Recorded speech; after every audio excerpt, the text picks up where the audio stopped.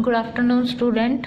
तो आज हम करेंगे हमारा to phase simplex method. Last हमने किया था बिग एम मेथड, तो आज है हमारा टू फेज सिंप्लेक्स मेथड। ठीक है, इसका पहले प्रोसीजर देखेंगे कैसे यूज़ करते हैं इसको। फर्स्टली क्या बोल रहा है कि two phase simplex method is use to solve a given problem in which some artificial variable are involved. ये टू फेज सिंप्लेक्स मेथड हम जब यूज़ करते हैं जब हमारी प्रॉब्लम में क्या हो, कुछ आर्टिफिशियल वेरिएबल्स इन्वॉल्व होते हैं। मतलब कि हमारी जो कॉन्स्टेंट हैं वो या तो ग्रेटर देन इक्वल टू की फॉर्म में होते हैं या इक्वल टू की फॉर्म में होते हैं, तभी हम आर्टिफिशियल वेरिएबल इंट्रोड्यूस करते हैं, जैसे कि हमने बिग एम मेथड में पढ़ा था। ठीक है, the solution is obtained in two phases. अब यहाँ पे सॉल्यूशन हमें टू फेजेस में ऑब्टेन्ड होता है। फर्स्ट फेज क्या है, फेज फर्स्ट में क्या होता है, in this phase the simplex method is applied to a specially constructed auxiliary linear programming problem leading to a final simplex table containing a basic feasible solution to the original problem।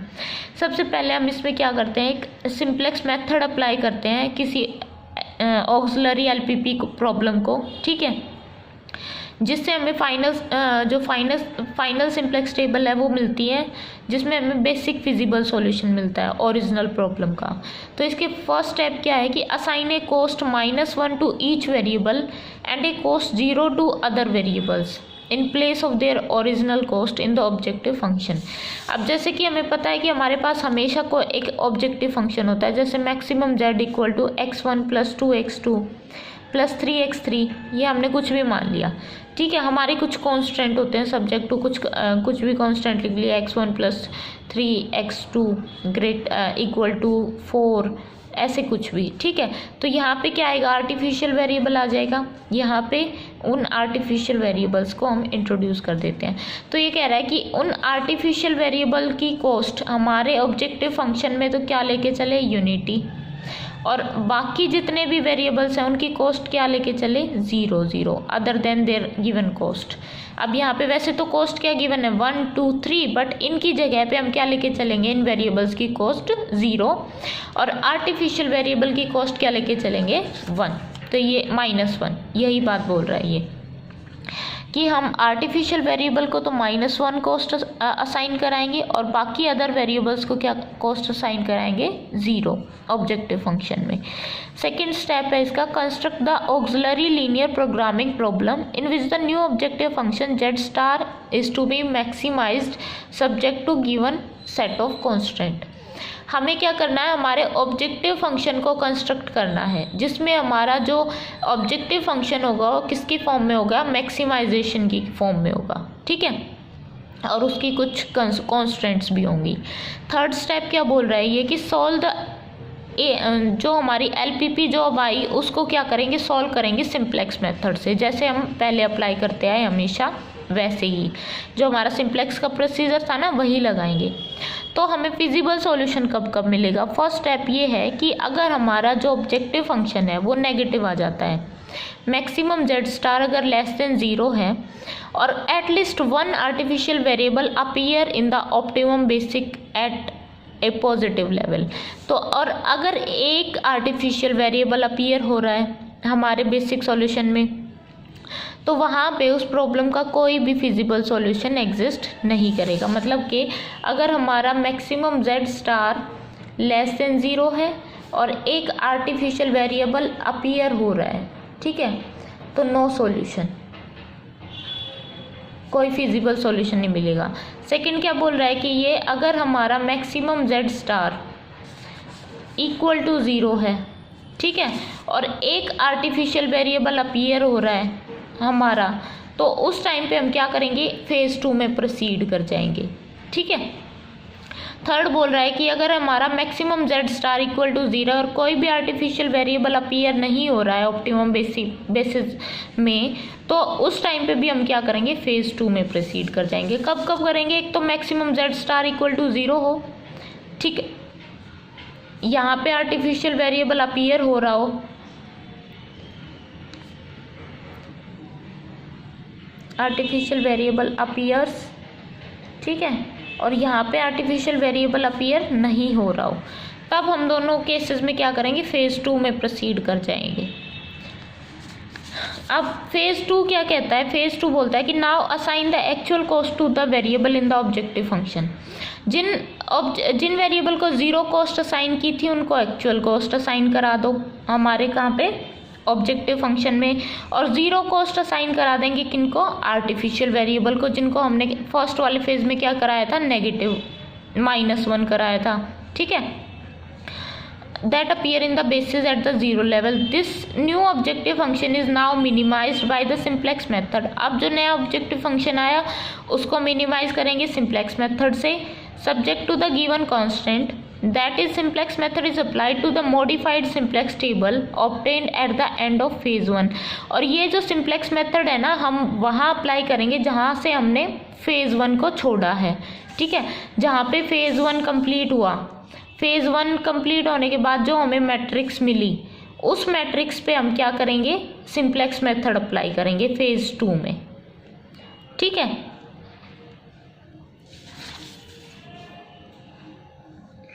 फिर क्या है? The artificial variable which are non basic at the end of phase 1 are removed. और phase 1 पे जो artificial variable हैं जो non basic है उनको रिमूव कर देंगे। ठीक है, फिर से हम यही क्या करेंगे? फिजिबिलिटी चेक करेंगे इन कंडीशंस के ऊपर कि क्या उसका फिजिबल सॉल्यूशन मिल रहा है या नहीं मिल रहा है। तो अब यहाँ पे एक एग्जांपल देखते हैं, ये वाला। Use two phase simplex method to solve the problem.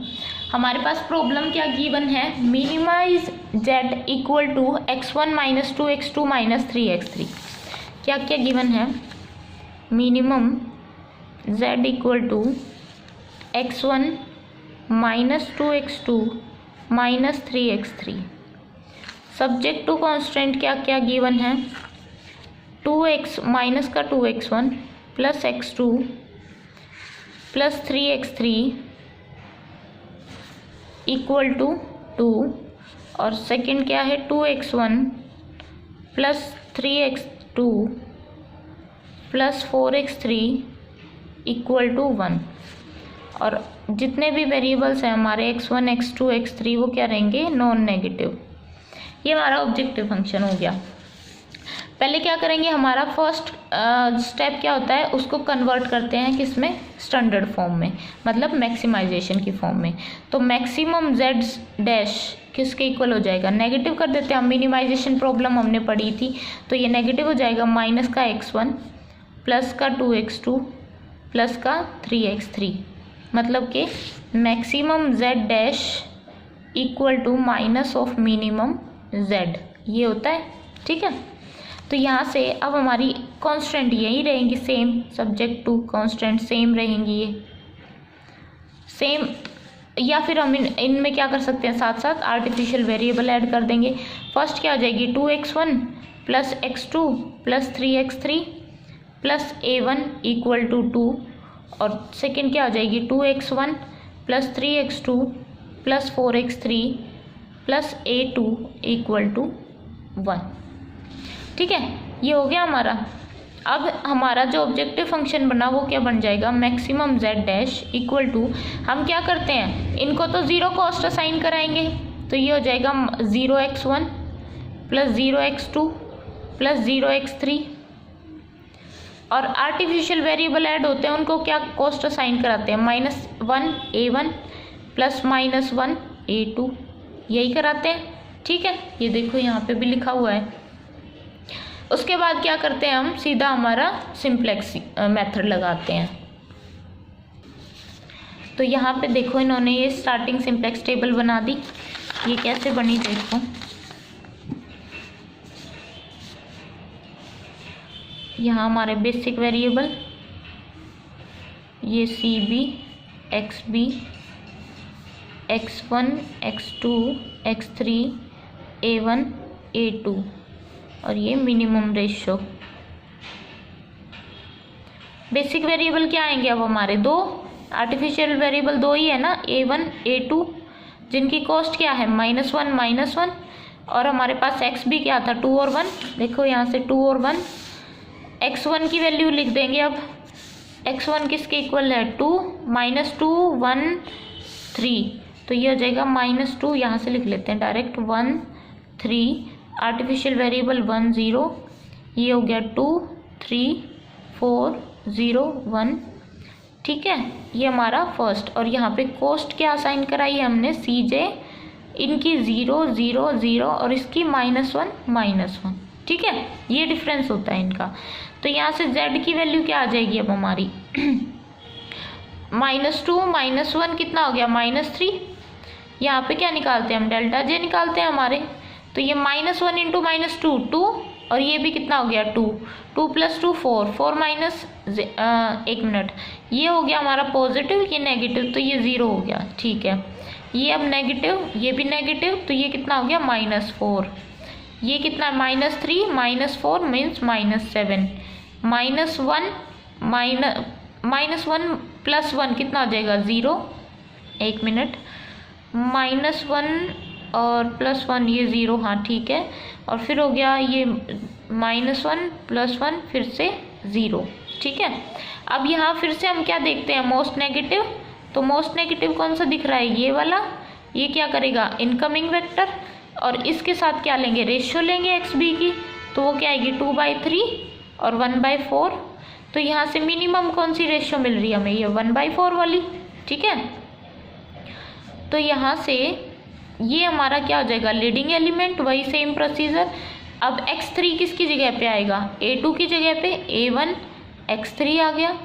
यहाँ हम क्या करते हैं, इसको यूनिटी करते हैं। तो यूनिटी करने के लिए क्या करेंगे, इस पूरी रो को 4 से डिवाइड कर देंगे।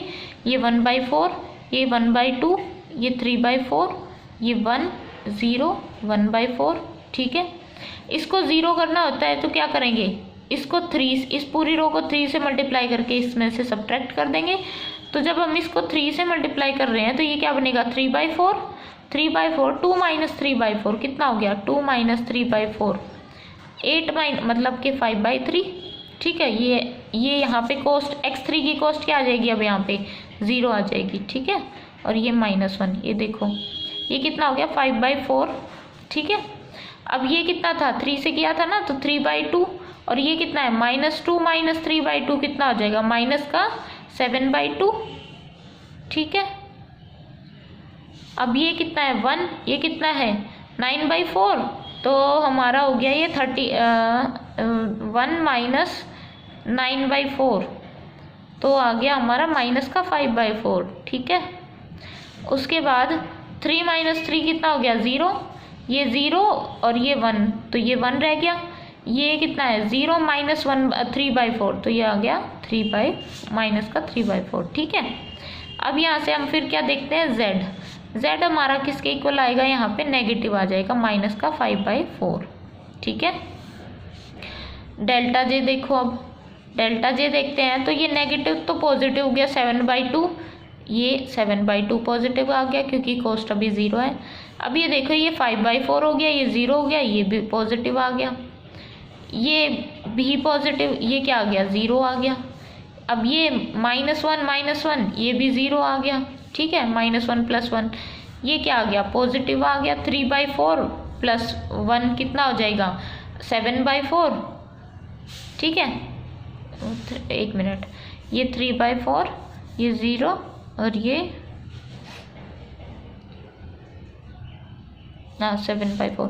तो देखो सारे डेल्टा J पॉजिटिव है बट Z हमारा क्या है नेगेटिव। तो हमारी फर्स्ट कंडीशन थी कि Z हमारा <0 हो अगर, और क्या है तो और कोई भी एक आर्टिफिशियल वेरिएबल अपीयर हो रहा हो। तो यहाँ पे देखो एक आर्टिफिशियल वेरिएबल A1 क्या है अपीयर हो रहा है, तो ये हमारा यहाँ पे हमें कोई भी सॉल्यूशन नहीं मिलेगा, तो नो सॉल्यूशन, ठीक है, नो सॉल्यूशन या नो फिजिबल सॉल्यूशन।